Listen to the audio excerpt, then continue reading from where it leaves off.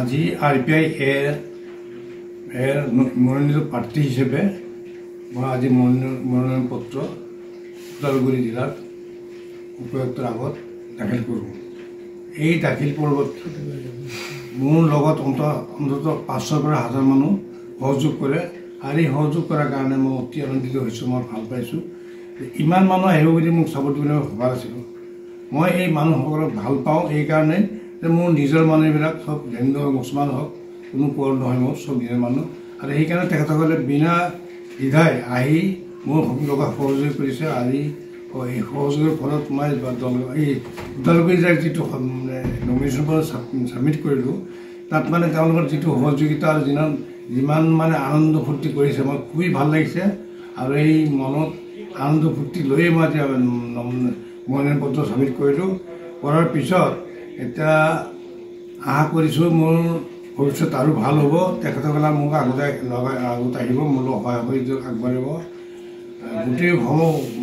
গোটেই ৰাইজক বিশেষকৈ ওদালগুৰি আৰু দৰং ওদালগুৰি হেৰি আপোনাৰ যিটো সমষ্টি সংসদীয় সমষ্টি, তাৰ যিজন 11টা সমষ্টি আছে, তাৰ 11টা সমষ্টিৰ যিসকল লোক আছে, যিসকল ভোটাৰ আছে, সেইসকলৰ প্ৰতি মোৰ অনুৰোধ, তেওঁলোকৰ প্ৰতি আবেদন জনাইছোঁ যে তেখেতসকলে যাতে মোক নিৰ্বাচিত কৰে, মোক সহায় কৰে, নিৰ্বাচন আগবাঢ়ি আহি মোক সহায় কৰে। মই চবৰে কাৰণে ভাল, মই আৰু মানৱ দৰদী মানুহ, মই মানুহ ভাল পাওঁ। মোৰ লগত কোনো জাতি ভেদ নাই, কোনো হিন্দু মুছলমান নাই। মোক আপোনালোকৰ ৰাইজে মৰম কৰে আৰু আজিও আগলৈ মৰম দেখালে মোক ভাল পাম।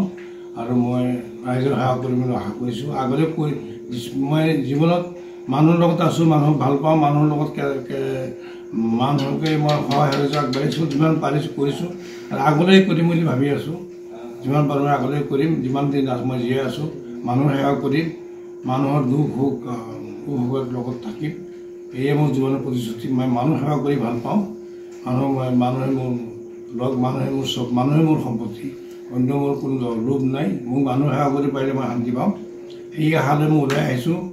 যদি ৰাইজে মোক উপযুক্ত বুলি ভাবে, তেওঁলোকৰ নিজৰ মানুহ বুলি ভাবে, তেওঁলোকে মোক ভোট দিব, মোক সহযোগ কৰিব।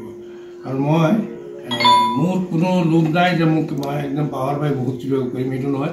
মই যাতে ৰাইজৰ সহায় কৰিব পাৰোঁ, সেইটোৱে মোৰ একমাত্ৰ কামনা, ইচ্ছা। আজি যিহেতু দেখা গ'ল যে আপুনি সহস্ৰাধিক লোকসকলক আপোনাৰ কৰ্মী বা সমৰ্থকসকলক লৈ কিনে আপুনি যিহেতু মনোনয়ন পত্ৰ দাখিল কৰিলে, আৰু আপোনাৰ আজিৰ পৰা যিহেতু আপোনাৰ আনুষ্ঠানিকভাৱে আপোনাৰ ৰাজনৈতিক যি প্ৰচাৰ সেয়া আৰম্ভ হ'ব, গতিকে আপুনি মানুহৰ মাজত কি কি ইছ্যু লৈ কিনে আপুনি ভোট বিচাৰিব, বা আপুনি যদি নিৰ্বাচিতত জয়ী হয় নিৰ্বাচনত, তেনেহ'লে আপোনালোকে মানুহবিলাকক আপুনি কি কি সহায় কৰিব বা কি কি প্ৰতিশ্ৰুতি দিব? মই জীৱনৰ আৰম্ভণিৰ পৰা এডুকেশ্যনৰ লগত আছোঁ, পঢ়া শুনাৰ লগত আছিলোঁ। তাৰপৰা চাকৰি কৰি ৰিটায়াৰ কৰিছোঁ। ৰিটায়াৰ কৰি মই গোটেইখিনি গম পাইছোঁ যে ক'ত কি আছে, ক'ত কি নাই, কিন্তু মই গোটেইখিনি জানো। মোক মানে সেইফালৰ পৰা মই এটাই মানে এটা অভিজ্ঞতা মোৰ হৈছে যে আমাৰ বিশেষকৈ দৰং ডিষ্ট্ৰিক্ট, ওদালগুৰি ডিষ্ট্ৰিক্ট আৰু ৰংগীয়া নলবাৰী, নলবাৰী বহুতখিনি উন্নত, কিন্তু এইখিনি এৰিয়া মাছবাট, ওদালগুৰি, ভেৰগাঁও, আতিৰিঘাট, টংলা, চিপাঝাৰ, মঙলদৈ, দলগাঁও, এইখিনি এৰিয়া বিশেষকৈ মানে বহুত পিছপৰা, মানে বিশেষকৈ শিল্পী, ইণ্ডাষ্ট্ৰী নাই, ৰাস্তা ঘাট আজিলৈকে ভালকৈ হোৱা নাই, চাকৰি বাকৰি জেগা ল'ৰা ছোৱালী পোৱা নাই। আৰু এই অঞ্চলটো কৃষি প্ৰধান অঞ্চল হিচাপে তেনেকৈ আগবাঢ়িব পৰা নাই। আমাৰ বিশেষকৈ বেচিমাৰি, দলগাঁও, মঙলদৈ আৰু আপোনাৰ খাৰবিটিয়া, যিটো আমাৰ কৃষিজাত সামগ্ৰী প্ৰডাক্ট হয়, এই প্ৰডাক্টখিনি আমাৰ বহুত প্ৰডাক্ট হোৱাৰ পিছত কৃষকে ভাল মূল্য নাপায়, কাৰণ এই বস্তুখিনি পচি যায়, বিক্ৰী নহয়, মাৰ্কেটত বিক্ৰী নহয়, ৰ মেটেৰিয়েলখিনি বিক্ৰী নোহোৱাৰ কাৰণে বিক্ৰী হয়। আমি যদি এটা ৰেল লাইন আনিব পাৰিলোঁ হয়, ৰেল লাইন আজিলৈকে ৰেল লাইনটো মানে মঙলদৈ তাক খাৰবিটিয়াত হোৱা নাই। এই ৰেল লাইন আনিব পাৰিলে অন্তত বহুতখিনি আমাৰ ইয়াৰ প্ৰডাকশ্যনখিনি আমি বাহিৰ কৰিব পাৰিলোঁ হয়।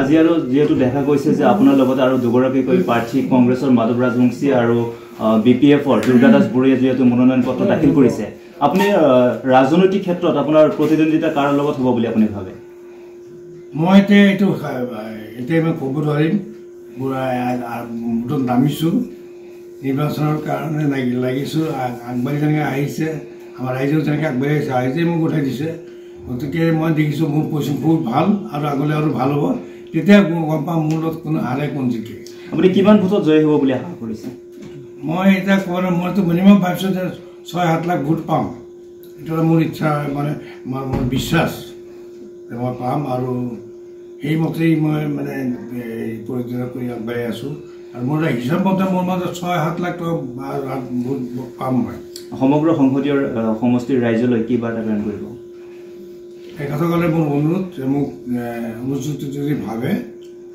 যদি ফিটভাৱে তেওঁলোকক সেৱা কৰিব দিয়ে মই এই সেৱা কৰিবৰ কাৰণে মই প্ৰস্তুত আছোঁ মই জীৱনৰ শেষ পৰ্যন্ত মই তেওঁলোকক কৰিম আজিলৈকে কৰি আছোঁ মই যদি নিৰ্বাচিত কোনো আজিলৈকে হোৱা নাই নিৰ্বাচিত কোনো চৰকাৰী ৰাজনৈতিক প্ৰতিনিধি হোৱা নাই এতিয়া হোৱাৰ কাৰণে ইচ্ছা কৰিছোঁ আৰু ৰাইজে মোক বিচাৰিছে ৰাইজৰ অনুৰোধ মই আহিছোঁ যদি নিৰ্বাচিত যদি হ'ব পাৰোঁ তে ৰাইজৰ কাৰণে ঘৰ অফিচ গুদান আদি সলনি কৰাৰ কথা ভাবিছে নেকি পিছে সলনি কৰিব হয় সকলো বস্তু এঠাইৰ পৰা আন ঠাইলৈ সহজে নিয়াটো জানো সম্ভৱ চিন্তা তাতেই নহয় জানো কেৱল ঘৰ অফিচে নহয় ডাঙৰ ডাঙৰ মেচিন বাইক ডাঙৰ ডাঙৰ গাড়ীকে ধৰি সকলো বস্তু পিছে এতিয়া আৰু চিন্তাৰ কোনো কাৰণ নাই আপোনাৰ এটা মাথো ফোন কলতে সমাধান হৈ পৰিব এনেসমূহ সমস্যা আপোনাৰ কাষত আংকুশ কাৰ্গো পেকাৰ্ছ এণ্ড মুভাৰ্ছ সমগ্ৰ ভাৰততে প্ৰভাইড কৰে ডোৰ টু ডোৰ ছাৰ্ভিচ গতিকে দেৰি কিহৰ এতিয়া যোগাযোগ কৰক 9957630102 অথবা 9546214823 নম্বৰত লগতে ঠিকনা ফটাহিল আমবাৰী নিয়াৰ অনাথ আশ্ৰম আমবাৰী থানা গুৱাহাটী